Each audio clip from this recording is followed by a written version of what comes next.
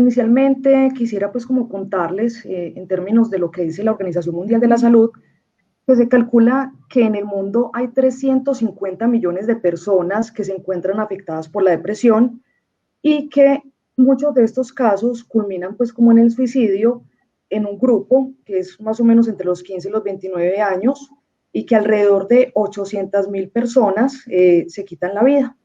En Colombia, por su parte, desde el Sistema Integral de Información de la Protección Social, para el año 2015 tenemos un estimado de 36.584 atenciones por ideación suicida y que esto ha venido incrementando pues como por indicadores de depresión desde el año 2009. Es importante entonces aclarar aquí la definición del concepto, ¿cierto? Que es el tema que tratamos el día de hoy, el suicidio. Entonces vemos que el suicidio proviene del latín sui, que significa a sí mismo, y occidere, que significa matar. Entonces, según la Organización Mundial de la Salud, el suicidio es un acto deliberado por el cual el sujeto se causa la muerte con conocimiento o expectativa de un desenlace fatal a través del cual el suicida pretende realizar los cambios deseados.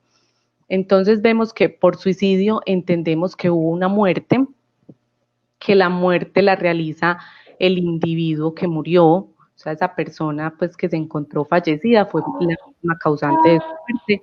Esa persona conocía y sabía del desenlace pues del hecho y había un agente activo dentro de esto, ¿cierto?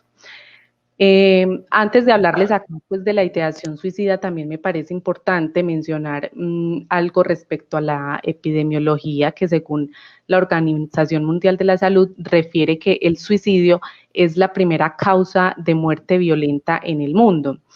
En los últimos 45 años, las tasas de suicidio han aumentado en un 60% a nivel mundial. O sea que más de 800.000 personas se suicidan cada año.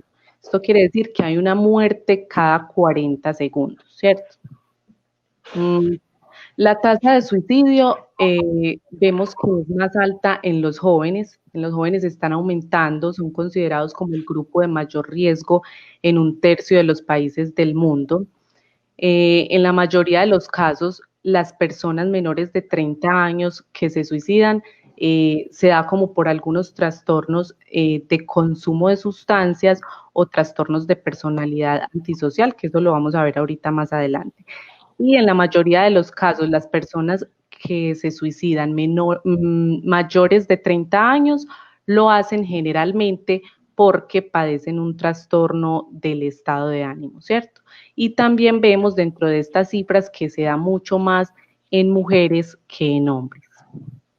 Entonces ya sí pasamos pues como a la idea, a la definición de ideación suicida y de conducta suicida, ¿cierto? Que es diferente cada una, pero es importante como concepto para mirar como esos signos de alarma que podemos tener como comunidad, como grupos de apoyo, ¿cierto? Entonces, la ideación suicida son todos esos pensamientos frecuentes sobre el cese de la propia vida o cuando se elaboran esos planes para acabar con la propia vida. Entonces, la persona constantemente está teniendo estos pensamientos acerca de la voluntad de quitarse la vida, puede que ya tenga un plan, que ya tenga un método especificado, pues como para quitarse la vida. Entonces, todo el tiempo esta persona está refiriendo su deseo de morir y, por ejemplo, en ocasiones le podemos preguntar a la persona sobre su deseo de morir y ellos lo pueden manifestar diciendo no sé cómo, pero lo voy a hacer, o si ya tienen el plan, entonces van a contarnos de qué manera lo van a hacer, ¿cierto? Entonces, esta sería la ideación suicida y es importante aquí también porque esto nos lleva a que se puede manifestar una posibilidad de una conducta suicida en un futuro próximo. Entonces, el intento suicida es cuando ya hay esas conductas potencialmente lesivas que son autoinfligidas, o sea, que la persona misma se causa ese daño por quitarse pues como la vida o por causarse la muerte, ¿cierto? Entonces, como dice acá en la diapositiva, una conducta potencialmente autolesiva asociada con al menos un intento de morir como resultado de dicho acto. Entonces puede haber una intencionalidad de morir o puede haber una intencionalidad simplemente pues como de hacerse daño. Entonces es fundamental pues como tener en cuenta estos dos conceptos y de qué manera como comunidad podemos intervenir. Es importante conocer pues como los signos de alarma, los síntomas que más adelante los vamos a ver para mirar cómo podemos intervenir, de qué manera podemos activar rutas y cómo podemos ayudar a esas personas que están pasando pues como por esta situación. Entonces también vemos que el suicidio actualmente es considerado como un problema de salud pública y es algo que se puede prevenir si se interviene de manera oportuna, si se interviene a tiempo con estrategias multisectoriales o integrales, ¿cierto? Entonces doy paso como para que hablemos de esos mitos y realidades que tenemos sobre el suicidio. Bueno, como ya la compañera nos aclaró los términos, entonces vamos a pasar a algunos mitos muy frecuentes que escuchamos en nuestro diario vivir, ¿cierto? Entonces vamos a mirar qué de esos mitos es verdad y qué es falso. Bueno, quienes hablan de suicidio no tienen la intención de cometerlo. Eso es falso. Quienes hablan de suicidio pueden estar pidiendo ayuda o apoyo. Un número significativo de personas que contemplan el suicidio presentan ansiedad, depresión y desesperanza. Pueden considerarse que carecen de otra opción. Entonces, como no la única opción que ven en ese momento es el suicidio, entonces por esto hacen eso. El que intenten suicidarse es un cobarde o es muy valiente. Entonces vemos que en la cotidianidad las personas todo el tiempo están diciendo, no, entonces el que intenta suicidarse es muy valiente, o otros piensan, no, es muy cobarde. Bueno, de esto no se debe cuestionar, no. Los que intentan el suicidio no son cobardes ni valientes, sino que son personas que sufren en la cotidianidad, y la valentía son atributos de la personalidad que no pueden ser cuantificados según el número de intentos de quitarse la vida. Solo las personas con trastornos mentales son suicidas. Siempre que alguien intenta suicidarse, entonces dicen, no, es que tienen que estar muy loco para hacerlo. No, el comportamiento suicida indica una infelicidad profunda, pero no necesariamente una enfermedad mental. Muchas personas que viven que presentan trastornos mentales no tienen comportamientos suicidas, y no todas las personas que se quieren quitar la vida tienen trastornos mentales. Entonces empecemos por dejar también eso claro, que ni todos los suicidas tienen trastornos mentales, ni todos los que presentan trastornos mentales quieren quitarse la vida. Quienes hayan sido suicidas alguna vez nunca dejarán de serlo. No, el mayor riesgo del suicidio suele ser a corto plazo y es específico según la situación. Aunque los pensamientos suicidas pueden regresar, no son permanentes, y quienes hayan tenido pensamientos e intentos suicidas pueden llevar una vida larga. La mayoría de los suicidios ocurren repentinamente sin advertencia previa. Ojo, la mayoría de los suicidios han ido precedidos de signos o advertencias o conductas anteriormente a los suicidios. Entonces, por eso es muy importante estar alerta o sea, de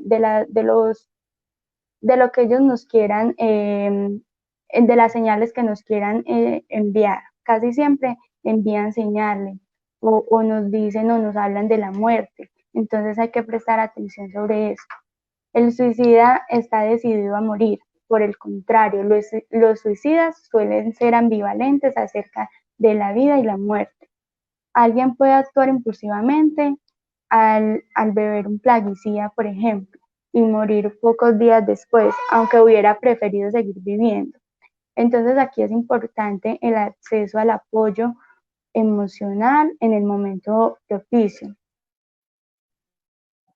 eso puede prevenir un suicidio. Y hay una frase muy interesante, algo que me gusta a mí mucho, dice: se entiende que el suicida busca terminar con el dolor psicológico o emocional más que con su propia vida. Este mensaje a mí me llama mucho la atención porque casi siempre la mayoría de intentos suicidas son por el dolor emocional, por el dolor psicológico y no tanto por el hecho de querer dejar de existir. Yo voy a hablarles un poco sobre los signos que advierten sobre un suicidio o un pensamiento suicida. Hay algunos signos, algunos síntomas que normalmente son muy conductuales, se ven más reflejados desde la conducta. Estos síntomas son entonces, por ejemplo, hablar frecuentemente sobre el tema del suicidio. Por ejemplo, cuando escuchamos a las personas que nos dicen, bueno, que son directas y muchas veces lo dicen de manera graciosa, bueno, me voy a suicidar, o yo debería estar muerto, o desearía no haber nacido, ¿cierto? Entonces, ese tipo de frases que escuchamos en su momento y que a veces lo dicen con mucha gracia, resulta que en su inconsciente hay algo más. Bueno, otro de los síntomas es obtener los medios para quitarse la vida. Por ejemplo, las personas que vemos que tienen en su poder elementos cortopunzantes o armas que pueden ser letales. Y también ver que alguien está almacenando o acumulando diferentes medicamentos con la finalidad pues, de llevar un acto de suicida pues con el tiempo. Bueno, aislarse de la sociedad y querer estar solo es otra conducta muy frecuente de las personas que han tenido la ideación suicida o el intento suicida también, porque hay personas que lo intentan, no lo logran, pero entonces siguen en ese intento debido a que de pronto tiene algún tipo de trastorno asociado. Tener cambios de humor, pero no son cambios de humor que es que yo estoy triste y entonces ahorita estoy un poquito serio, pero más tarde estaba muerto la risa, no es tanto así, o sea, es algo ya más extremo, ¿cierto? Entonces, por ejemplo, que un día estoy muy eufórico y al siguiente pues realmente no me provoca absolutamente nada, y estos cambios de humor suelen ser mucho más frecuentes y perduran.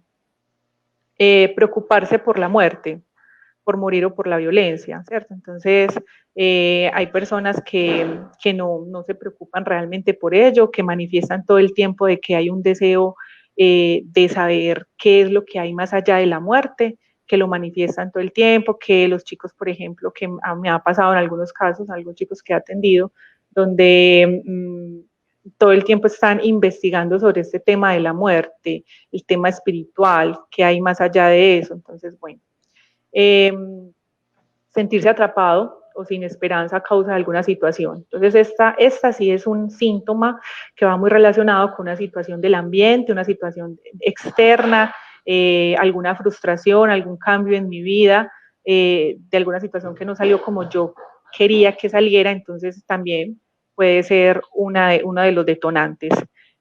Aumentar el consumo de drogas o de bebidas alcohólicas, también nos puede llevar a un estado depresivo, por lo que va normalmente acompañado de esa ideación suicida.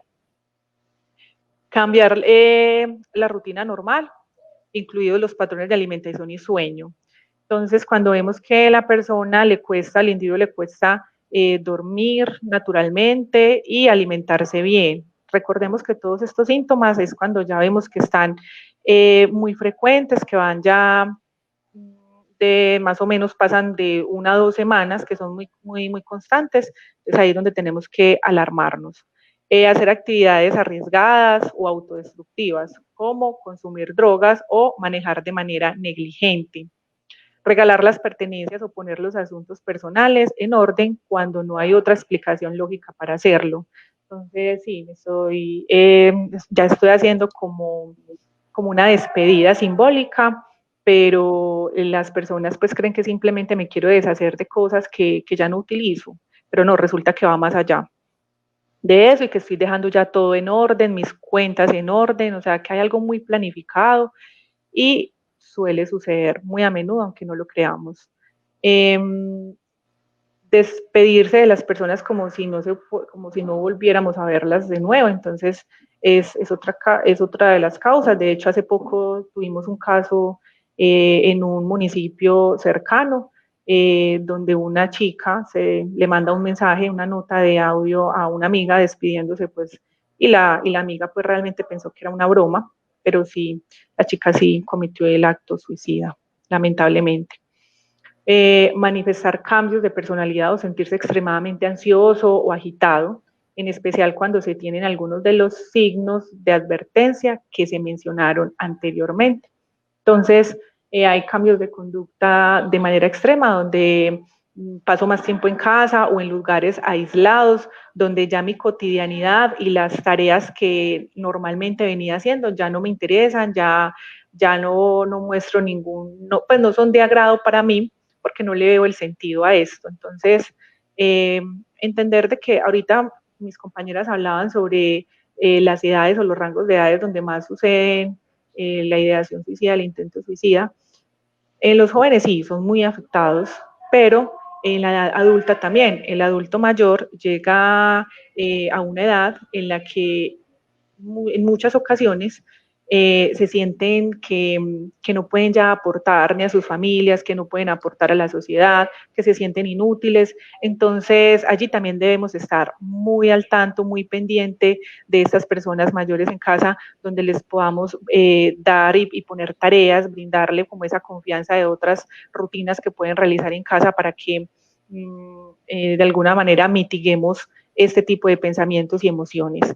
Bueno, sí, es muy importante, signos, como muy pendientes de esas alteraciones del estado de ánimo de las personas adultas, porque muchas veces no prestamos atención a eso, creemos pues que de pronto no es importante, que por su edad, ¿cierto? Pero en realidad es un signo de alarma y es algo que tenemos que estar pendientes y donde también se debe activar una ruta, ¿cierto? Una ruta, sí, siempre muy importante el tema de activar las rutas. Bueno, entonces, dentro de lo que estábamos hablando con Valeria, Valentina, perdón, lo que estabas diciendo hace un momento de los ancianos, es que les demos tareas en casa, que los hagamos sentir nuevamente útiles, o sea, es que lo son, de hecho lo son, y respetar mucho la forma en cómo ellos hacen las cosas en casa, ¿sí? Entonces, que la abuela no trapea igual, pues sí, tiene una condición diferente, pero igual dejar que lo haga, o sea, hay otro tema y es que normalmente se suele decir mucho en nuestra cultura, que es que los abuelos vuelven a ser niños, ¿cierto?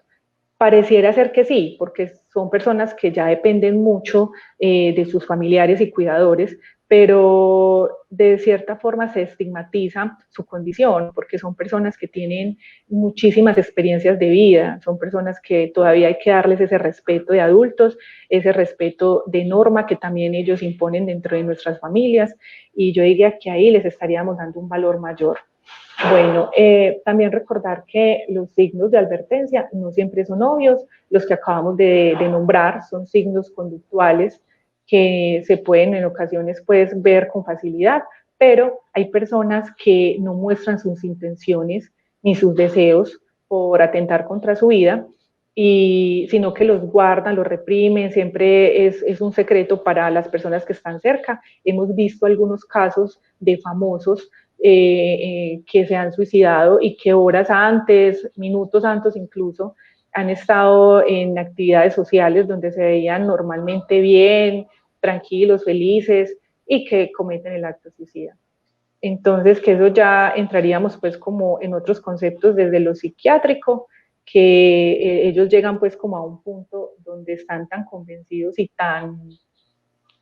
o sea, y su decisión es tan plena y tan segura que dejan todo organizado en sus vidas, siguen sus vidas normales, no se ven amedrentados por la idea que tienen y el deseo que tienen de acabar con su vida porque sienten que pasan a una mejor instancia. Entonces, por eso tampoco no lo vamos a notar. Entonces, es importante aclarar que no siempre vamos a ver esas advertencias o estos síntomas. Les estaba conversando también, les estaba hablando ahorita también que hay algunos otros factores asociados como la ansiedad, y esto ya tiene que ver, por ejemplo, con estas ideas recurrentes, con una preocupación excesiva, pues casi obsesiva, es muy intensa, es persistente, ¿sí? Hay momentos en los que uno puede experimentar cierta ansiedad, digamos, cuando uno se va a encontrar, qué sé yo, con el amorcito, cuando va a presentar una actividad, una exposición, por ejemplo, cuando se le cae a uno la berraca pantalla de la presentación. Pero, por ejemplo, ya en términos psiquiátricos, eso vale ríase. Yo también me hago bullying por acá, porque pues hay que pasar todo por el chiste, ¿cierto? Entonces, también tiene que ver pues ya como con unas situaciones donde uno tiene un miedo excesivo, por ejemplo, una idea obsesiva de que algo malo puede pasar. Eso también empieza ya como a influir en tu vida cotidiana. Tenemos dentro de la ansiedad pues como algunos ejemplos ya del trastorno propiamente dicho, el trastorno de ansiedad generalizada, los trastornos de ansiedad social, que es la fobia social, las fobias específicas y trastornos de ansiedad por separación. Estos, por ejemplo, por separación ya se ve más es en los niños y en los adolescentes.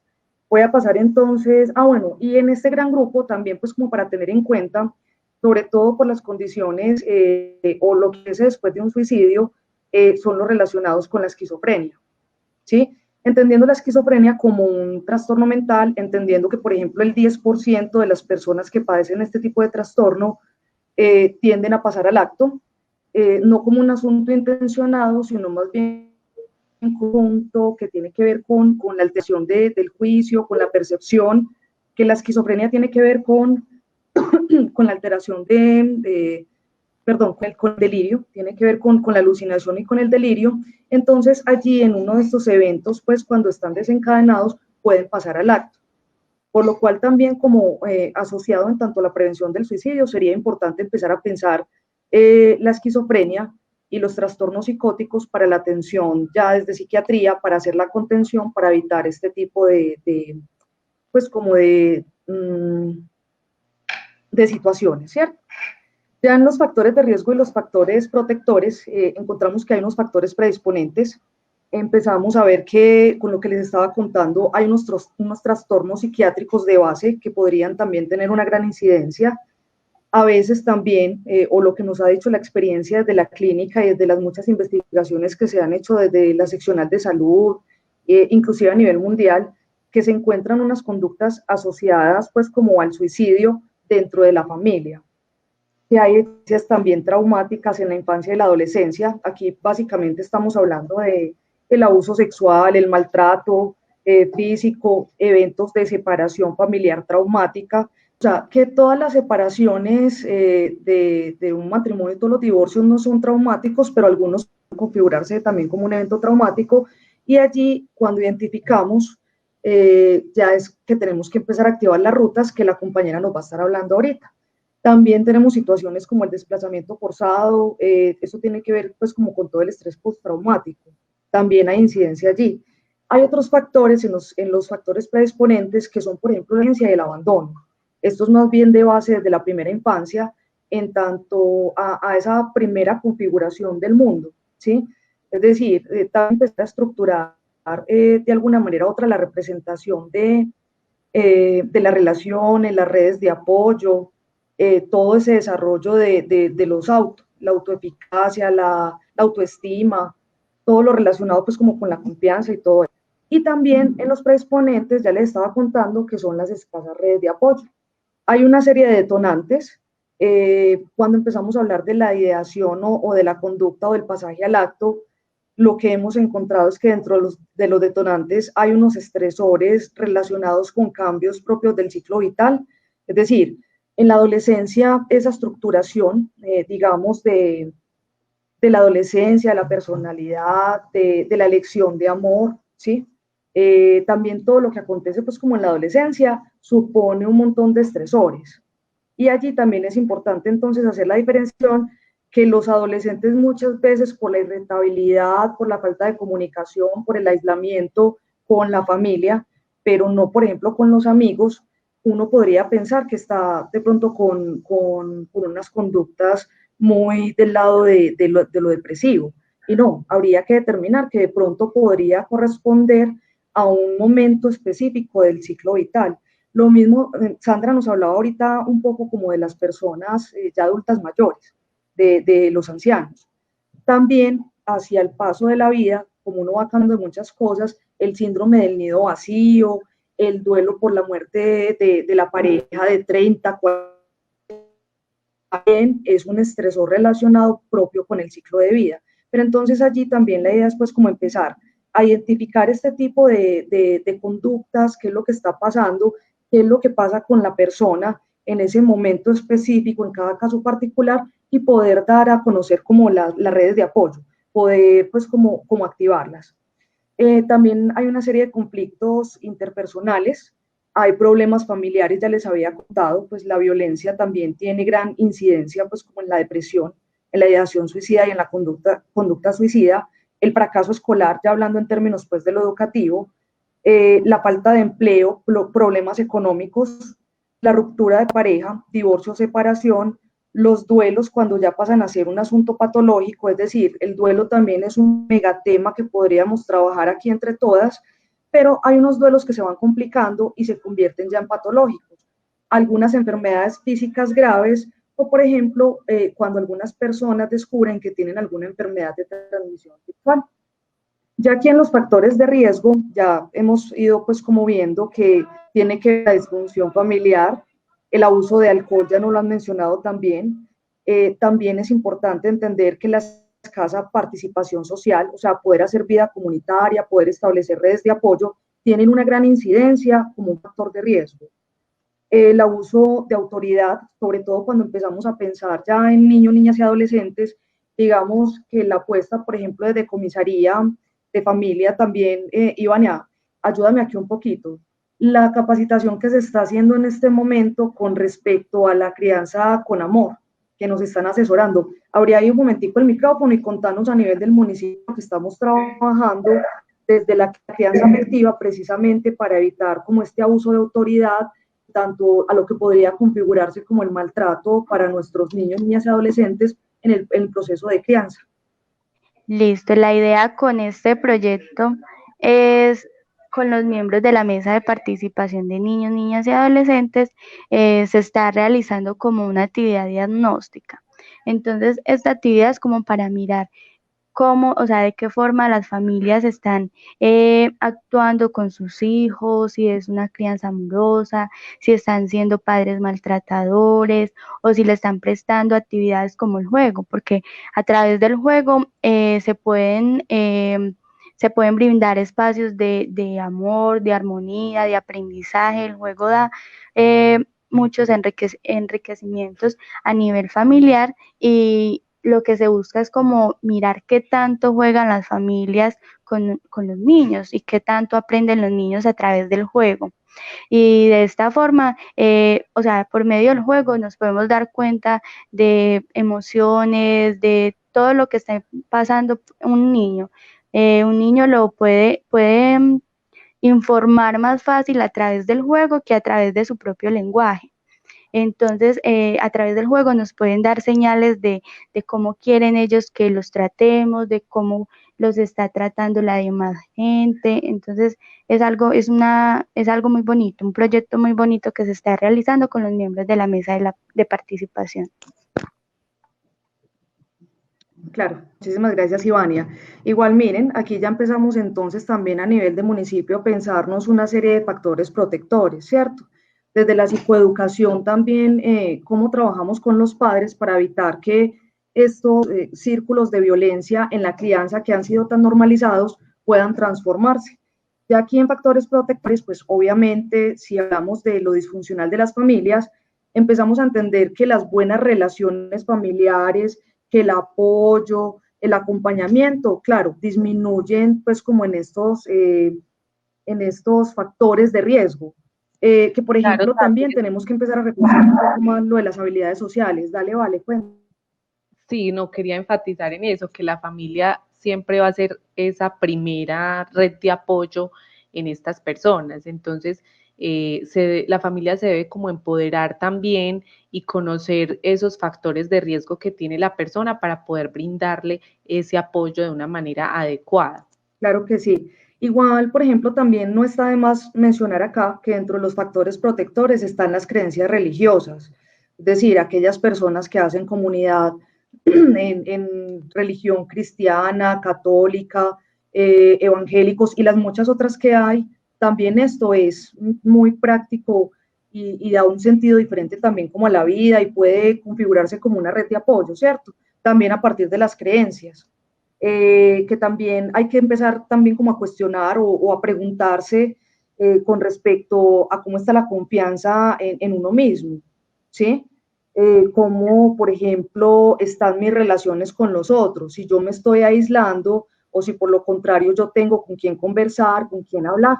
Ahí podemos ver entonces en pantalla las rutas que podemos activar con las rutas que contamos en el municipio. Voy a nombrar pues como los números telefónicos, aunque los estamos pues viendo, pero es importante que sepamos que contamos como con varias entidades aquí en el municipio que nos pueden apoyar.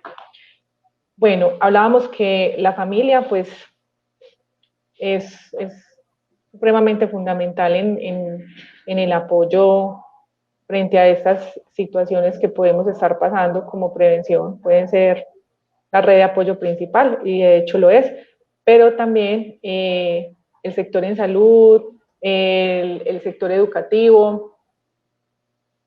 Somos, diríamos que partícipes de todo ello. Entonces, la comunidad docente, por ejemplo, importantísimo que la comunidad se ligue bueno, a la importancia de detectar de manera temprana los cambios de conductas en los chicos, en los jóvenes. Sí, he escuchado mucho también pues, de algunos docentes que dicen, bueno, es que nosotros realmente nos dedicamos solamente a dar nuestras clases, la cátedra que debemos dar, pero hay otras cosas en las funciones, y es que también estamos olvidando un poquito la formación del ser, y en esa formación del ser es ir un poco más allá, es conocer a nuestros estudiantes, al grupo con el cual estamos compartiendo día a día.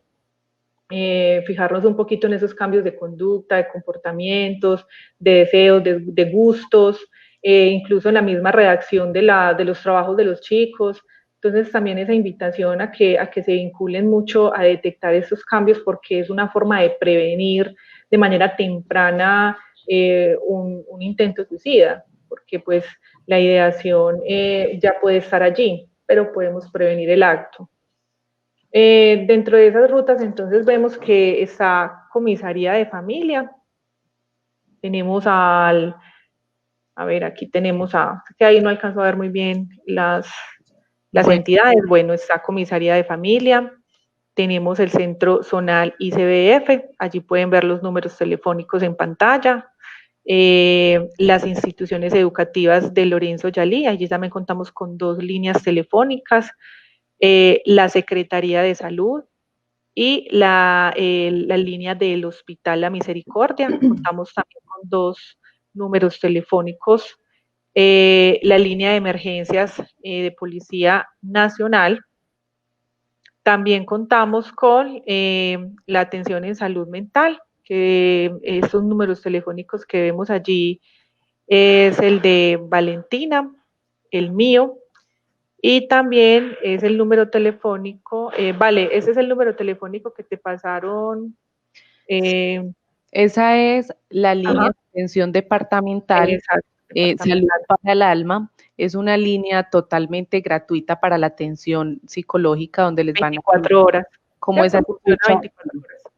Funciona las 24 horas del día, completamente gratis. Es 440-7649. 440-7649 es la línea de atención Salud para el Alma. Marce, entonces, sí, para aclarar ahí pues como la ruta.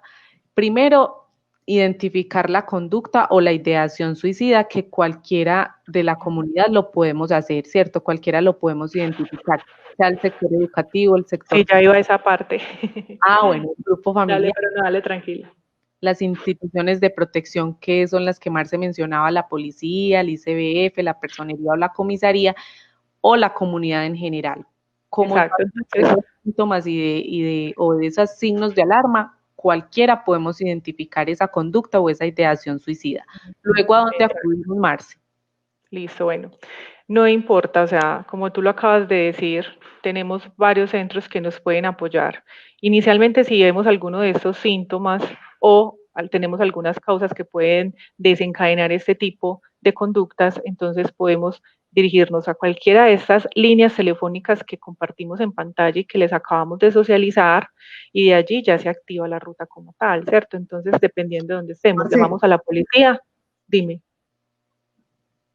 igual ahí también en la página de docente orientador se les va a poner la imagen que tú me compartiste. Y aquí ya en el banner pueden encontrar la línea departamental, que es la que nos dice Valentina, que trabaja las Valentina. 24 horas.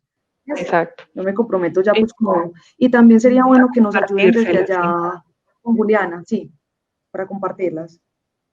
Desde la página de la alcaldía ya se La compartió ruta. también en los Ok. videos al final. Listo, Sí, los perfecto. teléfonos Entonces, también. aclarar eso, que no importa a cuál de esas entidades nos dirijamos inicialmente, porque igual ahí ya nos encargamos pues como de activar la ruta como tal de manera interna, y dar el tratamiento también dependiendo de cada caso, ¿cierto? Entonces, no siempre tenemos que, no, es que siempre tiene que ser el hospital, no. También está comisaría, recuerden todas esas entidades que les acabamos de compartir. Si ustedes me regalan un espaciocito, ya vamos pues como sobre el final, igual, por ejemplo, dentro de lo que habíamos preparado, recuerden que estaban pues como algunas indicaciones en el momento. Por ejemplo, cuando una persona nos dice o identificamos que se quiere morir, que se quiere matar, entonces también, por ejemplo, aquí acordábamos que habría que encontrar un momento adecuado para preguntarle qué es lo que está pasando, que habría que animarla, o sea, lo que uno podría hacer cuando identifica pues como una conducta o un riesgo, ¿sí? Animarla a que pida ayuda. Allí, por ejemplo, ya saben que está Valentina, que está Ivania en comisaría, que está también Sandra desde salud, que está líneas, entonces también es como animar, también es explicarle que simplemente es un momento, es un instante, que es un pensamiento, pero que es importante pedir ayuda precisamente pues como para que no vaya a pasar al acto. Dentro de Hay que esa ofrecer la ideación, compañía.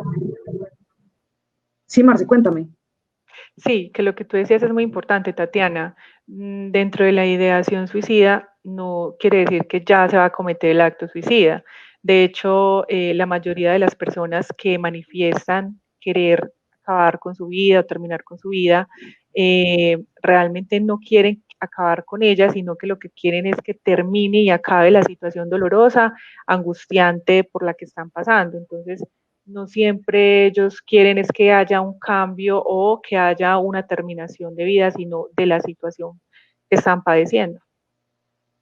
Por eso es importante que pidan ayuda. Y también es importante acompañarlas, ¿sí? No solamente escuchar, prestar el oído, sino también acompañar en ese instante, inclusive pues como hacer esa red de apoyo con la familia, si uno no es un familiar directo, uno de pronto es un amigo, pues sí, como tratar de establecer como las rutas. Inclusive a veces hasta acompañar al médico, también es importante, a veces lo dejan pasar porque están tan sumidos allí en su idea.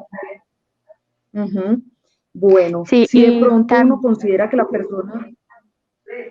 Dale, Ivania, dale, dale.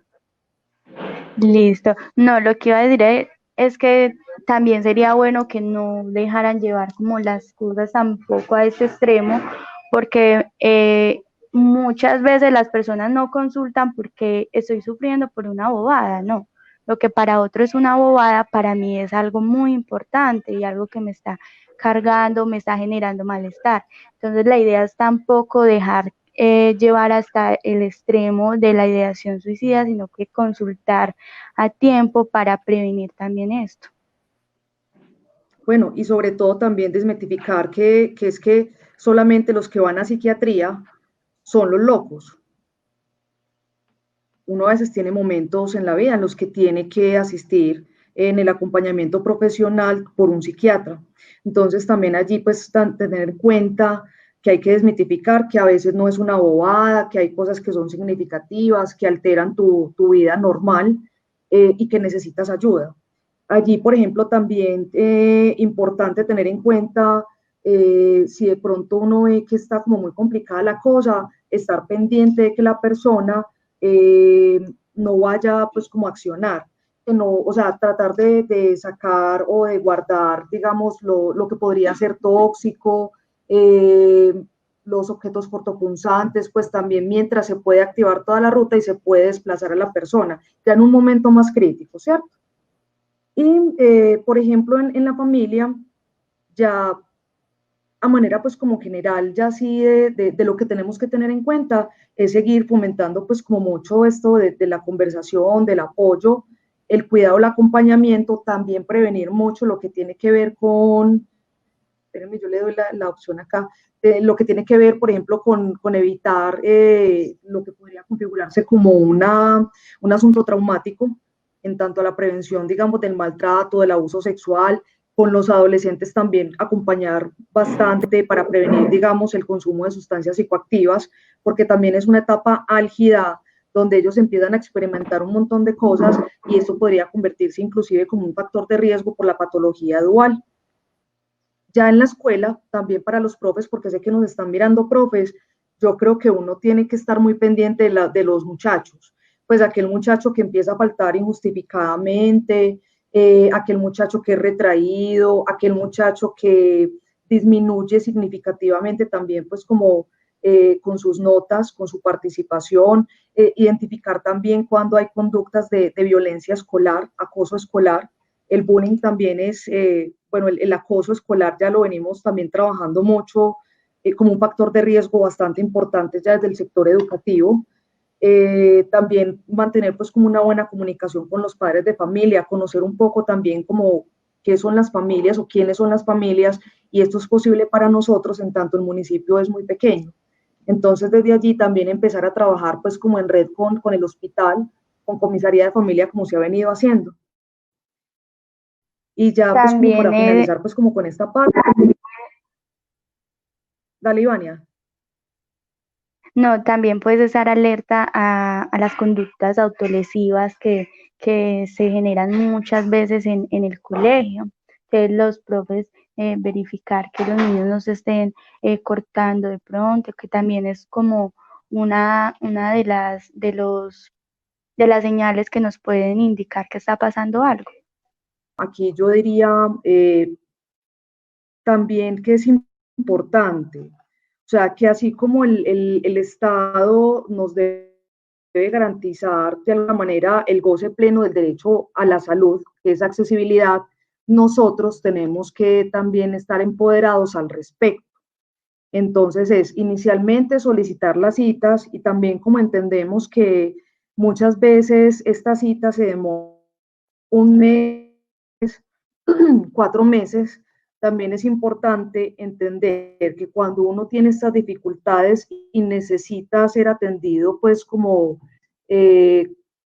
puede ir a personería para que le ayuden pues como con el proceso de los derechos de petición, y que también existen las tutelas integrales para poder acceder, pues como para agilizar un poco los procesos, y que no obstante están las líneas y hay otro personal de apoyo que podría hacer la contención para evitar pues como que el suceso sea nefasto.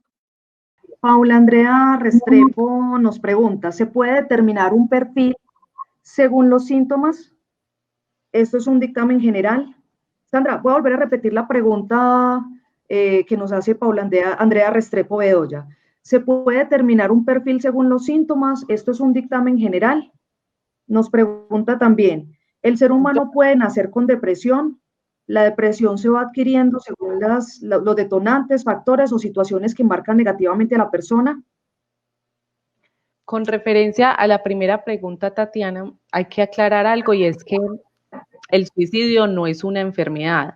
El suicidio es un acto, es el acto de morir, ¿cierto? Entonces es tener eso como claro, y que el síntoma fundamental o el primer signo como de alarma es la desesperanza. Entonces ahí es donde debemos comprender que la persona ya de pronto luchó, buscó muchas estrategias, pero no encontró respuestas, y por eso recurre a la ideación, a la conducta suicida.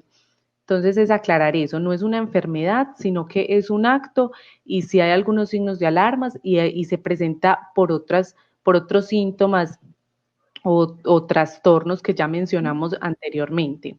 Listo. Igual, por ejemplo, aquí yo considero, en tanto si se puede determinar un perfil según los síntomas, yo creo que la gran dificultad, sobre todo de las personas que trabajamos en salud o que somos del área de la salud mental, es cuando empezamos a pensar en términos de perfiles.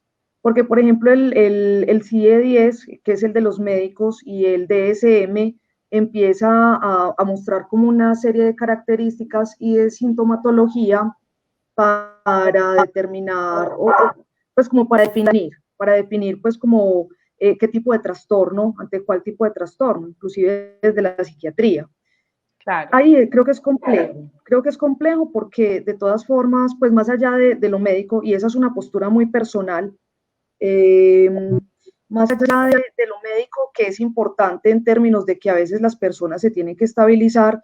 Yo no soy Tatiana depresión, ni soy Tatiana ansiedad, ni soy Tatiana trastorno afectivo bipolar. Soy Tatiana con una condición que quizás está determinada por lo médico, pero más allá de todo esto también es como empezar a pensar con estos síntomas que son evidentes y que podrían compartirse perdón, en cualquiera de los subgrupos, que eso ya es un asunto muy médico, que sería como un perfil, es también qué más hay para hacer. Y ahí es donde el tratamiento muchas veces es psiquiatría, el acompañamiento por lo terapéutico, pues ya con los psicólogos y muchas veces con medicamento. El tratamiento farmacológico para poder compensar desde lo físico, pero también para atender un poco como al alma, pues como la esencia, como el ser. O sea, habría que hacer esa diferenciación. Claro, ese tratamiento depende del diagnóstico psiquiátrico o psicológico pues que tenga la persona. Entonces ya como lo menciona Tatiana, si es una depresión, si hay que tratar con antidepresivos, si es un trastorno bipolar, si es una esquizofrenia, ¿cierto? El tratamiento depende ya de ese diagnóstico. Y también tener en cuenta que el comportamiento suicida no se da por una sola causa, sino que es un comportamiento con múltiples causas, que ya ahorita las mencionó Marcela, pues cuando mencionó como todos los síntomas. Claro, y allí creería yo que eso responde a la segunda pregunta, que si se pueden hacer con depresión o que si se va adquiriendo con detonantes o factores o situaciones que marcan negativamente a la persona. Efectivamente, sí, allí creo que responde. La persona, bueno, Marce, cuéntanos. Hola, hola, sí. No, sino que qué pena que también tuve una falla técnica aquí. Bueno, em, sí, o sea, las personas no nacen en sí con trastornos como tal, sino que estos se desencadenan, se van desarrollando con el tiempo. Em, Desde la psicología también se tiene en cuenta que desde el embarazo hay factores allí que ya inciden en el feto, en su formación como tal, pero en sí los trastornos y las alteraciones ya se ven, pero cuando el individuo ya hace parte pues como del ambiente, ¿cierto? Entonces es a través del ambiente de factores internos y externos que se van desarrollando. Hay otro tipo de trastornos que también tienen relación con herencias, ¿cierto? Con herencias como tal. Entonces, sí, sí se vinculan allí, pero no todos. exacto, Marce. Por ejemplo, la persona puede heredar algunos genes que los hacen más propensos a estos trastornos, pero no Exacto. quiere decir que cumplan pues como, exacto, que nazca con él, sí. O que toda persona que tiene esa ¿cómo se dice? Propensión genética a la depresión se deprima. En cambio, otras que de pronto no la tienen, sí se pueden deprimir. Sí, porque dentro de Claro, los allí también es antecedentes, importante. por ejemplo, de la depresión está este tema de genes, ¿cierto? De la herencia. Claro, pero chicas, allí es importante también, por ejemplo, cuando hablábamos de los factores protectores, es decir, cuando uno está en un entorno un poco más complicado, tiene más factor de riesgo, digamos, para poder detonar en X o Y, ¿cierto? Pero también cuando empezamos, digamos, desde las familias, desde la institución, desde la misma sociedad, a trabajar aspectos relacionados con las habilidades sociales, con la resolución de conflictos, O sea, cuando empezamos a abordar también, empezamos también como a construir entre todos una posibilidad de reaccionar de una forma diferente a. Así es. Bueno. Listo. No siendo más, entonces les comparto por acá una frasecita que dice: tómate un minuto, salva una vida, actúa con el corazón y escucha sin juzgar. Sé compasivo, ten empatía. A todos agradeciéndoles mucho, chicas, a ustedes también agradeciéndoles mucho, a todos por la paciencia, pues por los impases que tuvimos el día de hoy. Muchísimas gracias. Sí, sí, esperamos que nos Muchas disculpen, gracias, ¿verdad? Por todos esos inconvenientes de conectividad que tuvimos, pero bueno, sabemos que son gajes de este oficio y de lo que nos lleva también ahora la pandemia, ¿cierto? A ser tan, pues, a utilizar tanto todo este tema de estas redes sociales y estas nuevas tecnologías. Pero bueno, a todos nos vamos adaptando y agradecerles a todas las personas que se conectaron, que nos vieron, que hicieron sus preguntas, sus aportes, y a ustedes, compañeras y colegas, por este rato tan agradable.